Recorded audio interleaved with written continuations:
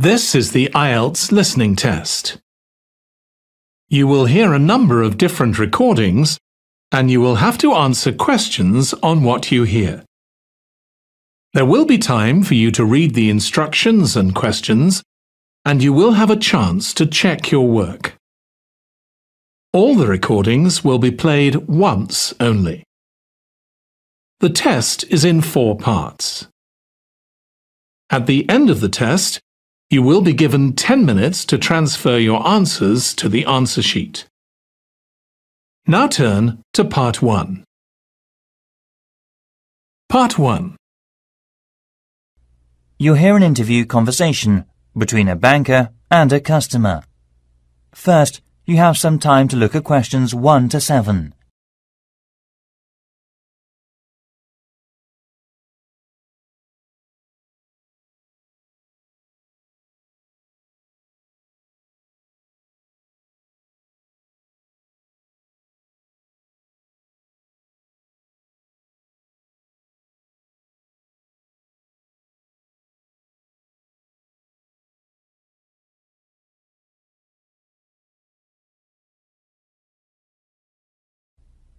Listen carefully and answer the questions 1 to 7. Hi, can I open a bank account, please? Sure, come on in. Make yourself at home. I'll just get some details for you. It won't take long. OK, right. What kind of account do you want? A deposit account. OK, I've got the application form here then. Have a look at this leaflet. We have several types. I've decided on the one called Classic. Good, that's fine. Can I have your full name, please? Yes, it's Jonathan Fox. That's Jonathan.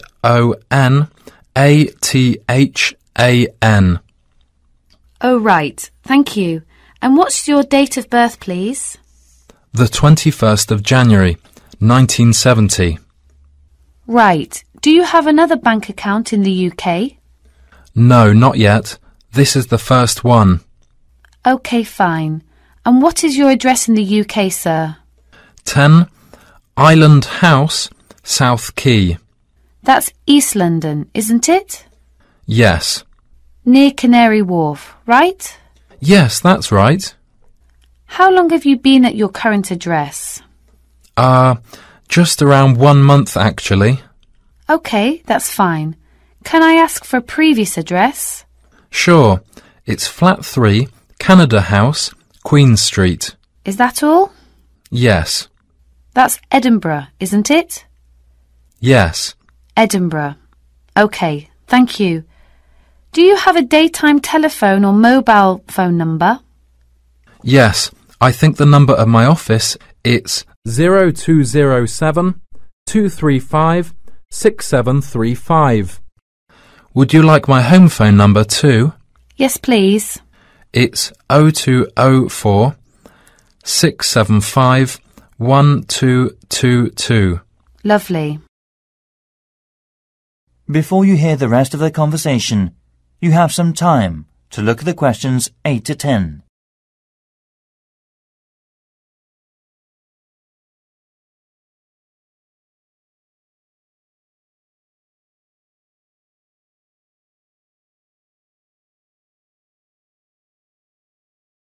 Now listen and answer questions 8 to 10.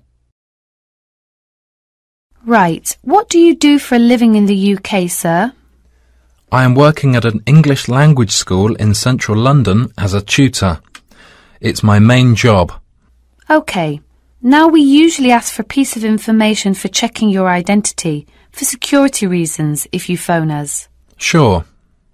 What name is your mother's first name? Because it's less likely to be known. OK, it's Monica. Thank you. Yes, Monica.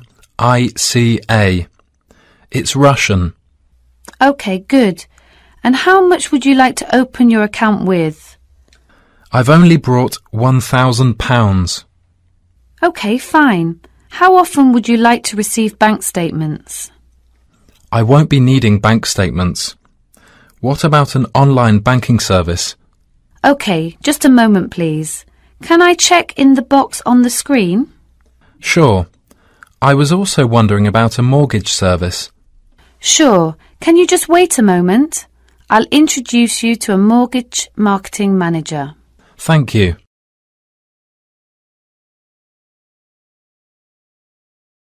That is the end of part 1. You now have 1 minute to check your answers to part 1.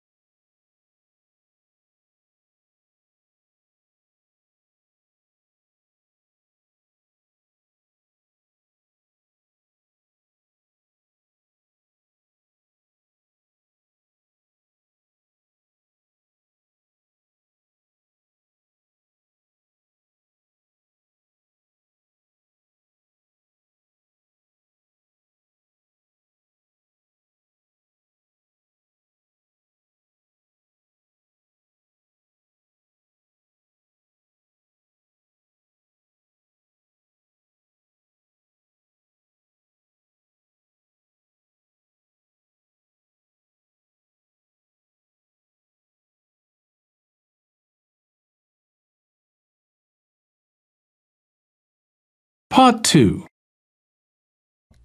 You'll hear a tourism program, The Elizabeth House. First, you have some time to look at questions 11 to 14.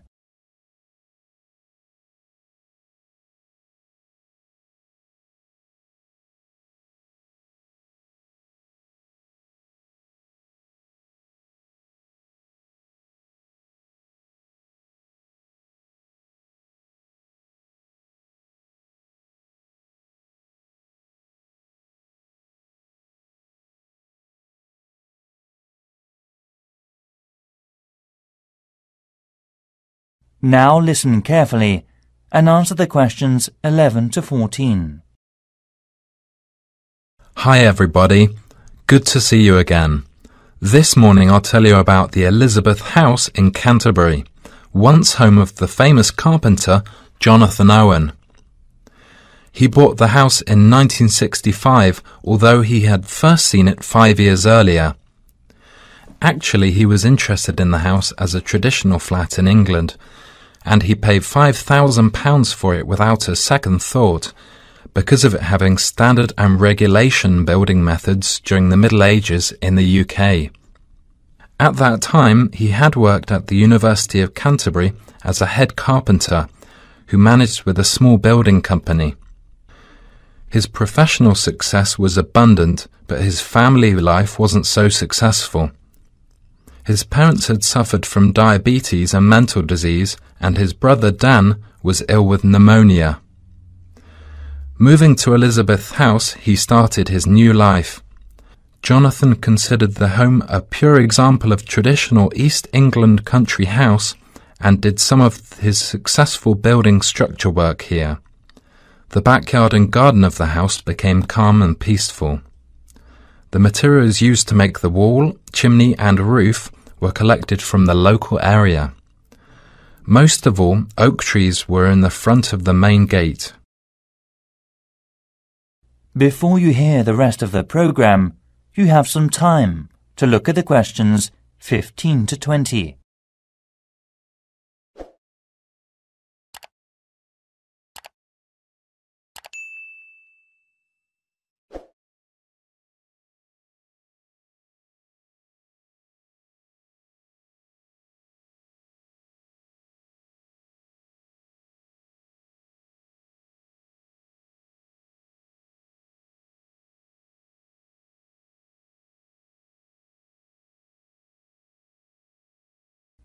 Now listen and answer questions 15 to 20. As you go up the path, there's the rose garden on your right, and you will find to your left an area which has interesting types of sunflower as well as some lovely carnation. It is known as the sun rainbow and was designed by his brother Dan, who had studied gardening arts in Paris. The next destination is the Japanese footbridge, with exotic Asian mountain plants and fruit growing on it. Follow the path round to the second corner, and on your left you will see the entrance to the pear tree with its 200-year-old branches. Go through the path until you've reached the front of the house. Now I'll give you a couple of hours to wander around this lovely building. Your tour guide will introduce and explain about its history and viewpoints to you. If you need to buy any of Jonathan's handbooks or other souvenirs, you can enter the house where you'll find the shop, which is located between the path and the watermill. I expect by this time you may also be in need of a rest and some refreshments from the snack bar. If you have a break, there is a lovely walk down towards the River Cotton. This is the best view for visitors. You can cross the field which spreads along the path close to the windmill. In autumn, this area will open a small event or festival which is definitely worth a visit.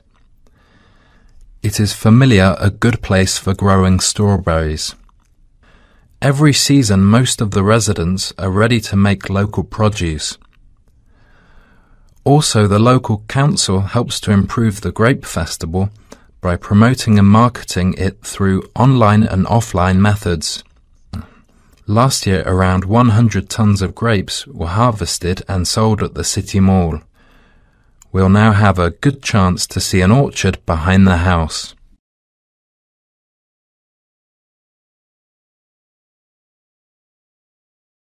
That is the end of part 2. You now have 30 seconds to check your answers to part 2.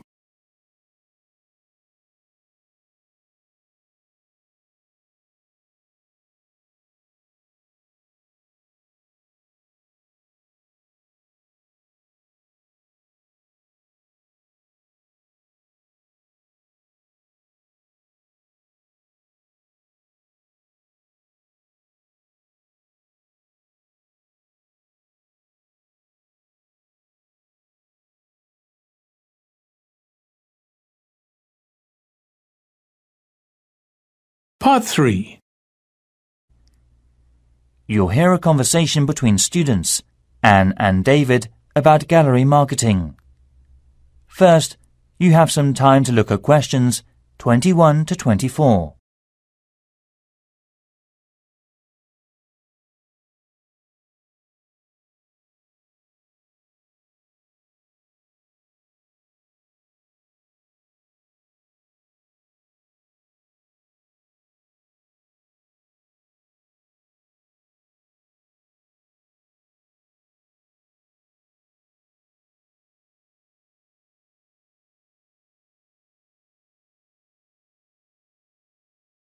Now listen carefully and answer the questions 21 to 24.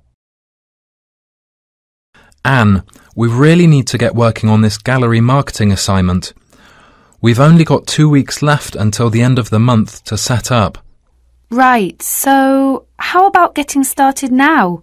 We need to work through the instructions. Well, we must search for one area from tourism industries, like the museum or gallery. There are lots of sites online. What are they about? The National Science Museum, the History Museum, the War Museum, the Tate Modern Art Gallery, and so on. You got more?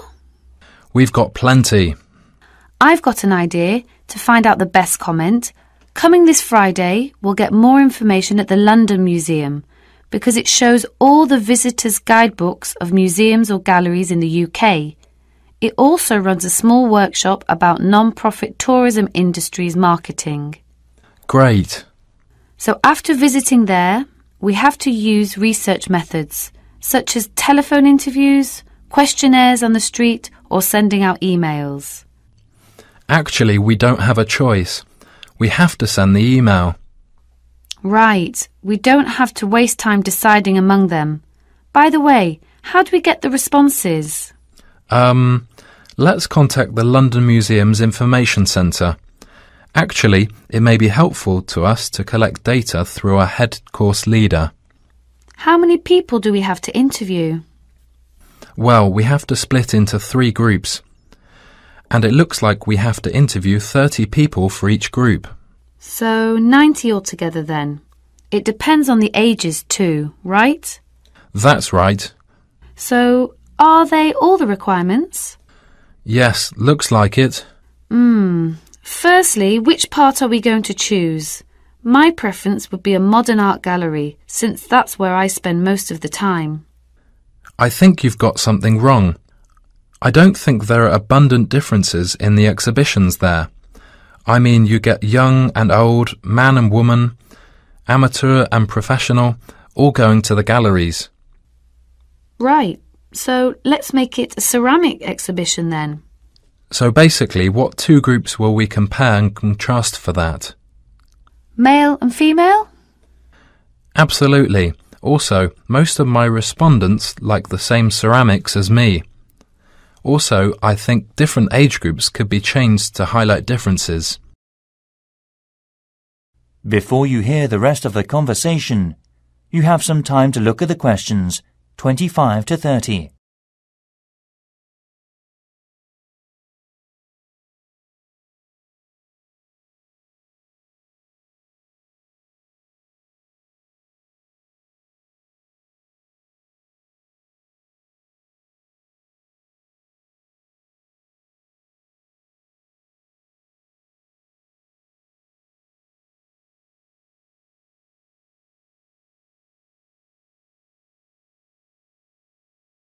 Now listen and answer questions 25 to 30.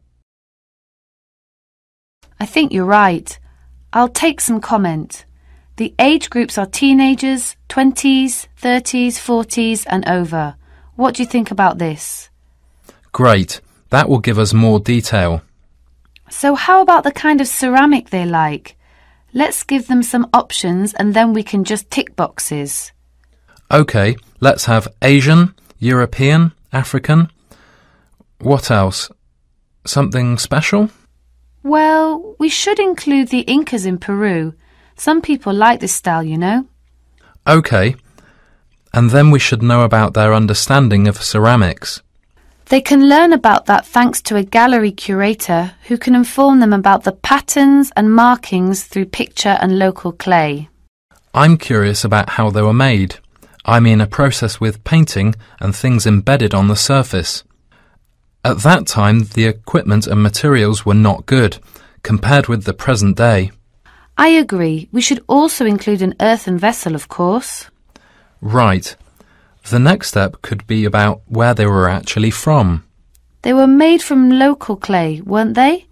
Things such as mountain, lake, basement and so forth. I think so. One more thing is the colour on the bottle. How did the ancients get the tone? On the internet, it said they got it through dried plants. They were working again to make a tone, drying and sorting. OK, I see. To get more hard tone, they included other strong herbs or something. At that time, the colours were used by the rich with property. Great. You've got plenty of data, David.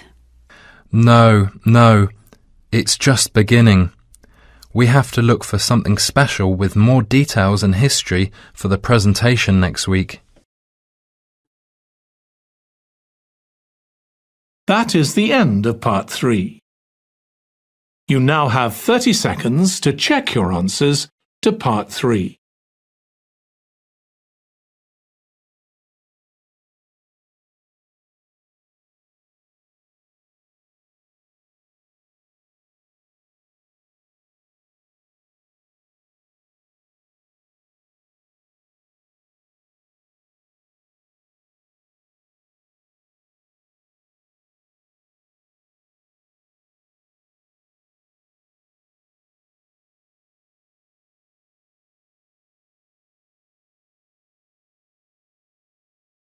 Part 4.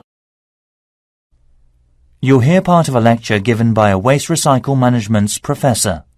First, you have some time to look at questions 31 to 40.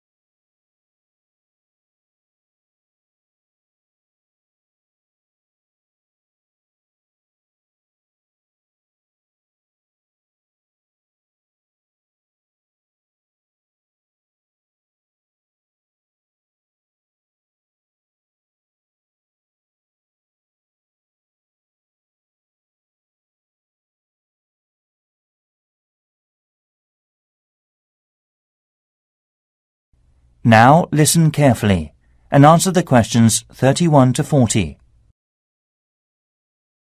Hi everyone.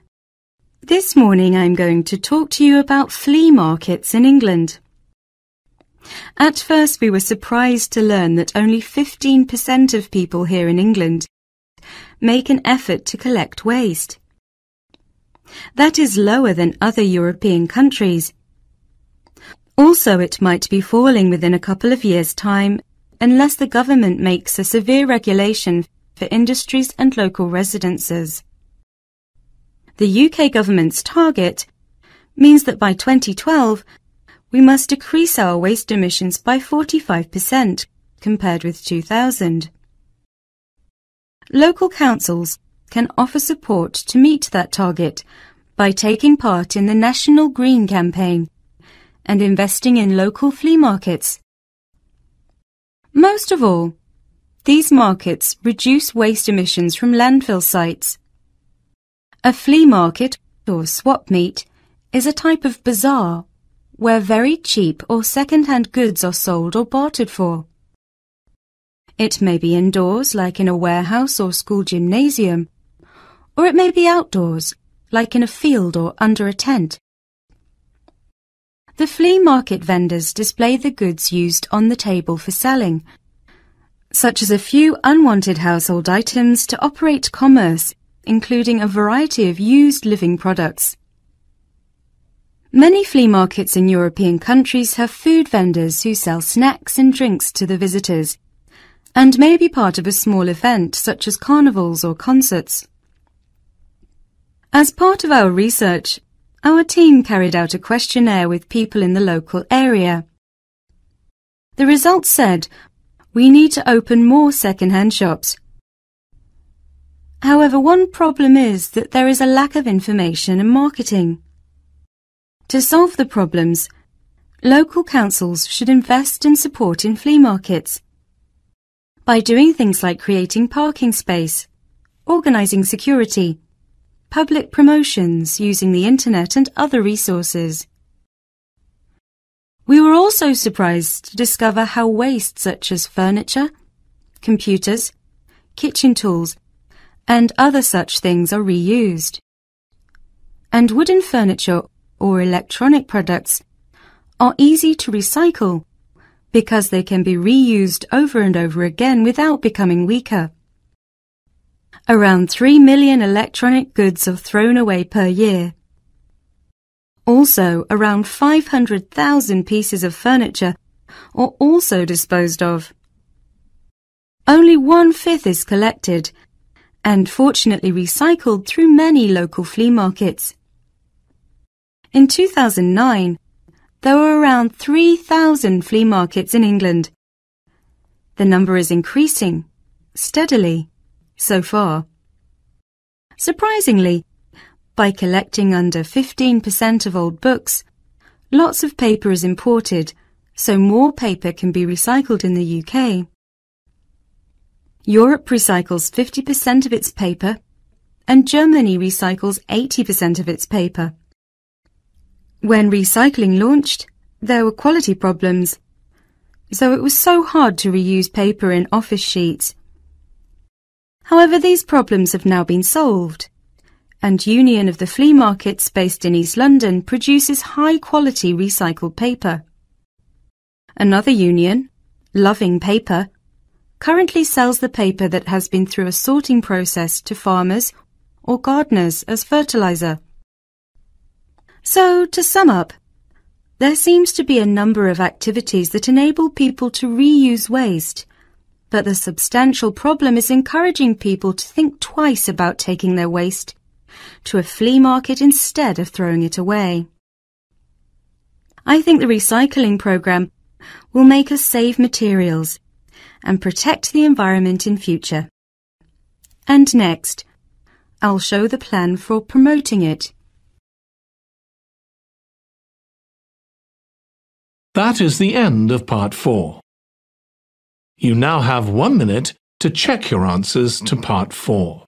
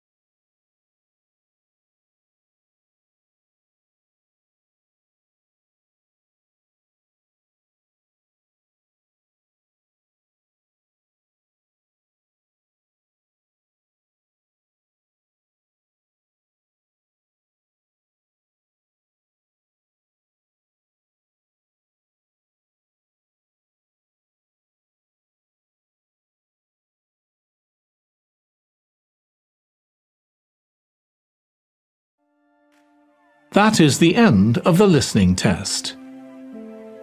In the Ielts test, you would now have 10 minutes to transfer your answers to the answer sheet.